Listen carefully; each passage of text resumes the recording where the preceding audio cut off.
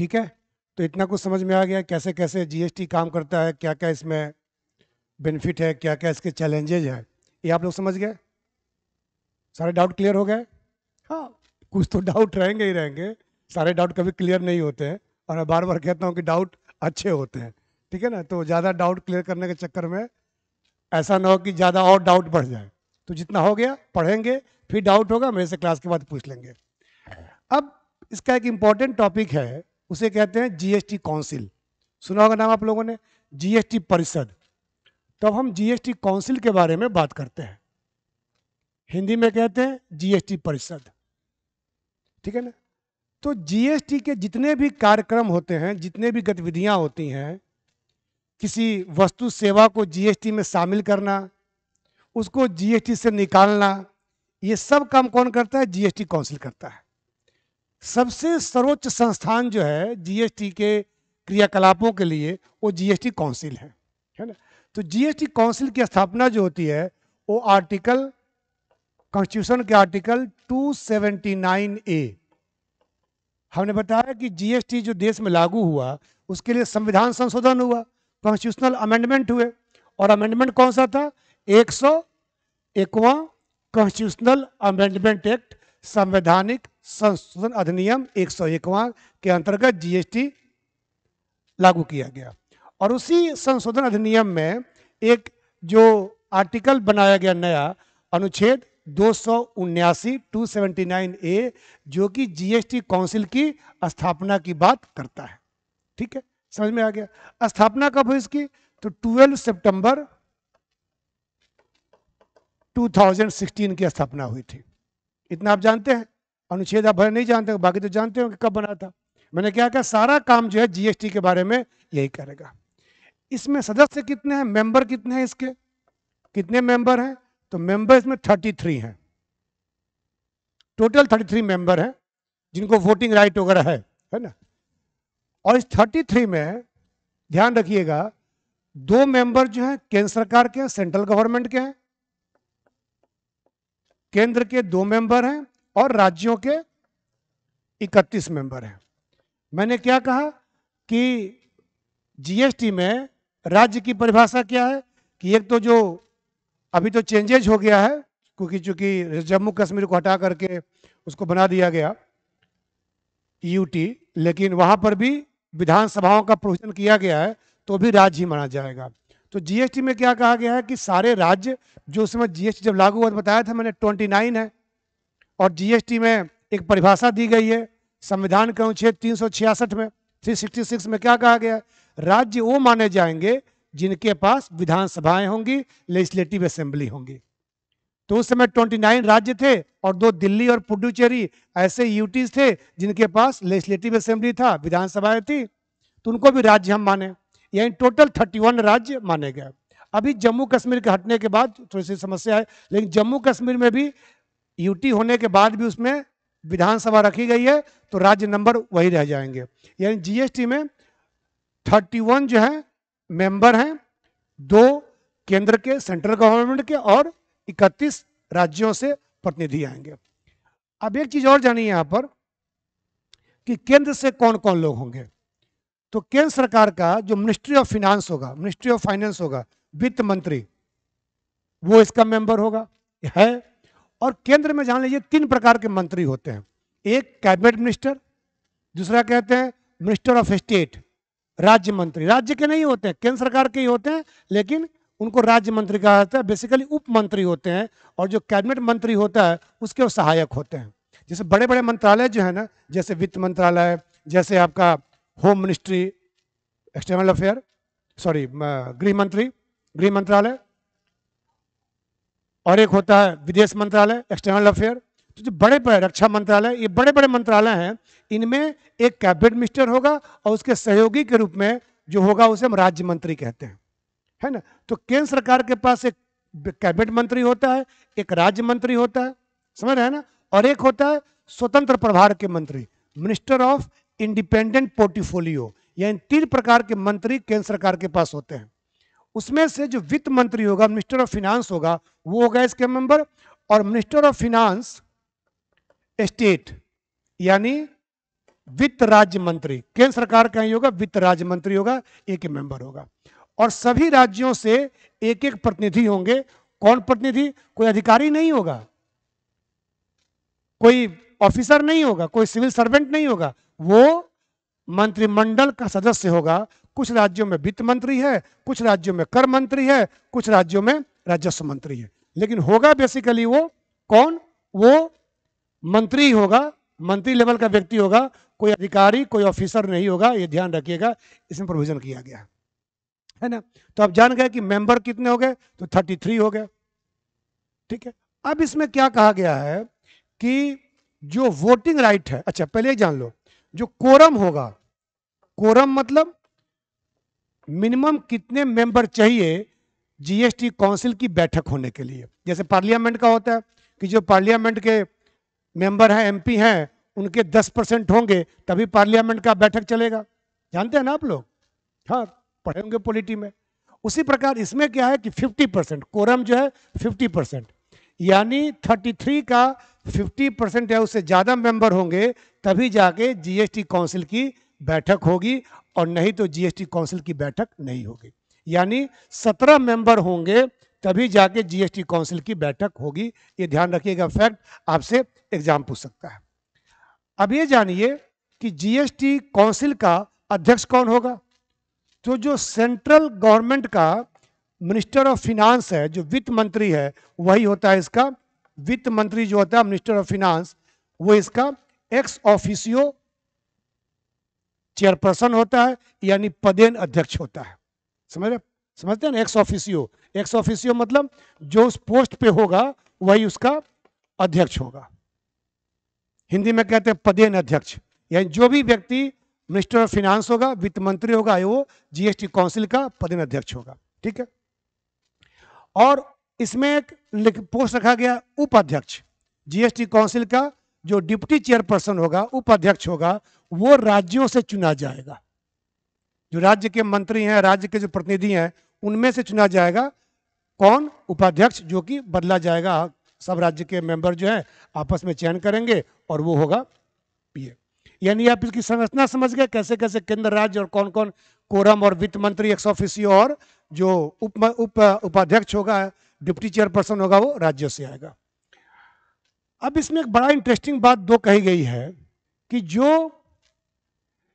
Voting right है केंद्र के पास जो है, वो वोटिंग राइट जो है 1/3 है।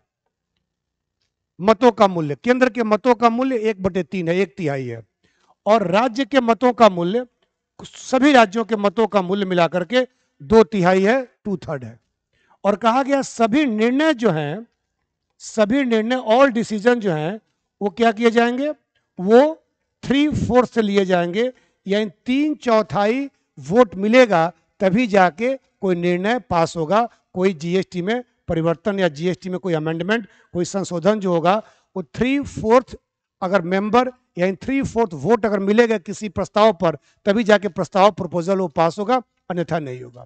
और ये इसका सबसे यूनिक फीचर है, जिसको मैं समझाता हूं। क्या कहा मैंने?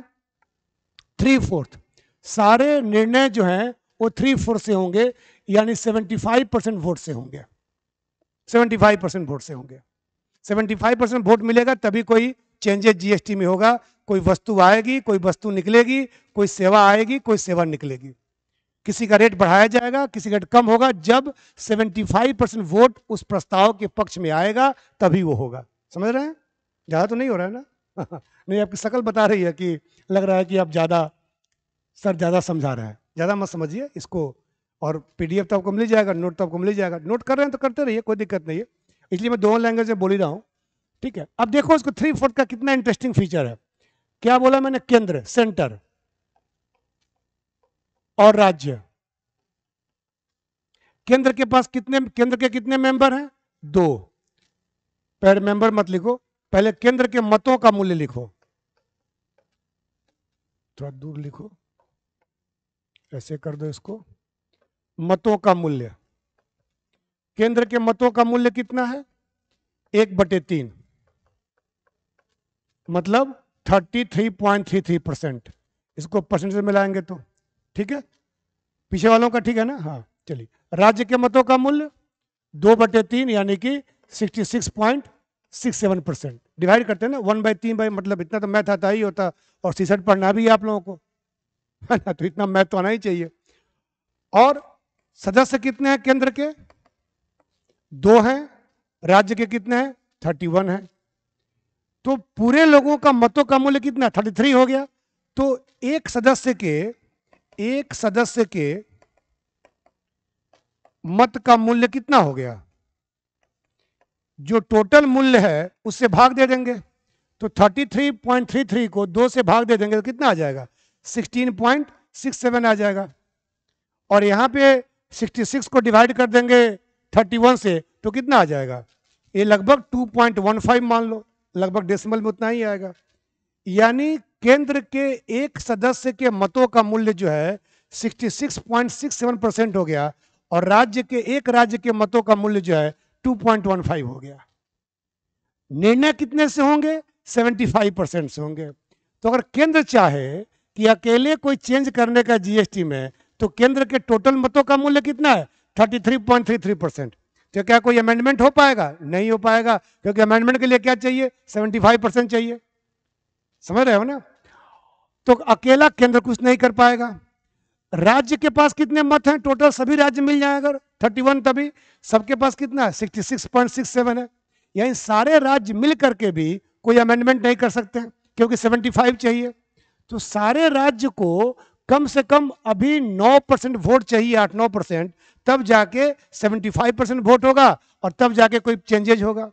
यानी सारे राज्य मिल जाएं तभी उनको कम से कम केंद्र के एक वोट का वैल्यू चाहिए, क्योंकि वोट तो 16 मिलेगा, एक ही मेंबर का वोट 16 है, 8-9 वोट तो होंगे नहीं, क्योंकि 16% में है वोट ये। तो सारे राज्य मिल जाएं तब भी उनको कम से कम एक केंद्र के वोट की आवश्यकता पड़ेगी। और जो केंद्र सरकार में एक ही गठबंधन की सरकार होती है या एक ही पार्टी की सरकार होती है, तो एक मिल गया तो दोनों का समर्थन हो गया। यानी राज्यों को कोई भी जीएसटी में अमेंडमेंट करने के लिए केंद्र के सहयोग की आवश्यकता होगी। यानी सारे राज्य मिलकर भी जीएसटी में कोई अमेंडमेंट नहीं कर सकते हैं। ठीक है, अब केंद्र पे आ जाओ। केंद्र अगर चाहे कुछ अमेंडमेंट करना, तो केंद्र के पास कितना वोट है? 33 है। केंद्र को कम से कम 42 वोट और चाहिए, 42% वोट और चाहिए। और 42% वोट के लिए एक राज्य का वोट कितना है? 2.15% लगभग है। यानी कम से कम 20 राज्यों का वोट और चाहिए, 20-21 राज्यों का। 20-21 राज्य केंद्र को सपोर्ट करेंगे, तब सेंट्रल गवर्नमेंट जीएसटी में कोई अमेंडमेंट कर सकता है ना। और 31 में अगर 20-21 राज्य मिल गए तो क्या होगा? तो लगभग सभी राज्य मिल गए। इसीलिए जीएसटी काउंसिल की मीटिंग वगैरह में ज्यादा वोटिंग नहीं होता, आम सहमति होती है, क्योंकि राज्यों को केंद्र का सपोर्ट चाहिए, और केंद्र को राज्य का सपोर्ट चाहिए। बिना उसके सपोर्ट के हो नहीं सकता है। इसीलिए जीएसटी का ये 75% बड़ा ही यूनिक फीचर है, जो कि आपको समझना था, है ना। तो जीएसटी के बारे में बातें हम जान गए। अब 2 फैक्ट और जान लो कि जीएसटी काउंसिल की जितनी मीटिंग होती है ना, उसमें जो है एक और आदमी पार्टिसिपेट करता है। जीएसटी काउंसिल की मीटिंग में CBIC, central board of indirect taxes and custom, central board of indirect taxes and custom, केंद्रीय अप्रत्यक्ष कर एवं कस्टम बोर्ड, है ना, इसका जो चेयरपर्सन होगा, अध्यक्ष होगा, वो जीएसटी काउंसिल की मीटिंग में पार्टिसिपेट करता है। इसका चेयरपर्सन जो होगा, इसका अध्यक्ष जो होगा। लेकिन ध्यान रखना, इसको जो है वोट देने का राइट नहीं होता है। ये वोटिंग में भाग नहीं लेगा, पार्टिसिपेट करेगा, कार्रवाई में भाग लेगा, लेकिन इसको वोट देने का नहीं होता है। सीबीआईसी, देखो 2 बोर्ड होते हैं, एक सेंट्रल बोर्ड डायरेक्ट टैक्स है, सीबीडीटी, जो इनकम टैक्स वगैरह, कॉर्पोरेशन टैक्स वगैरह देखता है, जो डायरेक्ट टैक्सेस का देखता है, और सीबीआईसी जो है वो क्या करता है? वो इनडायरेक्ट टैक्सेस की बात करता है। तो उसका चेयरपर्सन जैसे पार्टिसिपेट करेगा। और ये जो जीएसटी काउंसिल का एक सेक्रेटरी होता है, तो जीएसटी काउंसिल का सेक्रेटरी कौन होगा? जीएसटी काउंसिल का सेक्रेटरी, सचिव, सेक्रेटरी कौन होगा? तो बताया था कि मिनिस्ट्री ऑफ फिनांस में कई सारे डिपार्टमेंट होते हैं, बताया गया आप लोगों को। तो मिनिस्ट्री ऑफ फिनांस में एक डिपार्टमेंट होता है, डिपार्टमेंट ऑफ रेवेन्यू, राजस्व विभाग, डिपार्टमेंट ऑफ रेवेन्यू, हिंदी में कहते राजस्व विभाग। जीएसटी मिनिस्ट्री ऑफ फिनांस में, वित्त मंत्रालय में 6 विभाग हैं, बताया गया आप लोगों को। वो 6 विभाग में विभाग है डिपार्टमेंट ऑफ रेवेन्यू, राजस्व विभाग। इसका जो सेक्रेटरी होगा वही जीएसटी काउंसिल का सेक्रेटरी होगा। क्या बोला मैंने? वित्त मंत्रालय के अंदर राजस्व विभाग होता है, उसका सेक्रेटरी होता है, उस सेक्रेटरी जो होता है जीएसटी काउंसिल का एक्स ऑफिशियो सेक्रेटरी होगा, सचिव होगा, जो कि बैठक की कार्रवाई को देखे होखेगा। ठीक है ना? तो ये 2 लोगों का ध्यान रखना, एक सीबीआईसी का चेयरपर्सन और दूसरा जो है ये क्या है कि जीएसटी काउंसिल का जो सेक्रेटरी होगा, डिपार्टमेंट ऑफ रेवेन्यू और department of ministry of finance का जो सेक्रेटरी है वो इसका एक्स ऑफिशियो सेक्रेटरी होता है। ठीक है, समझ में आ गई बात है? तो इस तरीके से जीएसटी काउंसिल को हमने समझ लिया। अब हम आगे के टॉपिक की बात आगे करते हैं, ये आप समझ गया। ठीक है, चलिए। हाँ, जो डाउट होगा आप पूछ सकते हैं, क्लास के बाद मेरे से पूछ सकते हैं बिना हिचक के। इसका पीडीएफ आप लोगों को दे दिया जाएगा। ठीक है, चलिए, खुश हो गए? चलिए।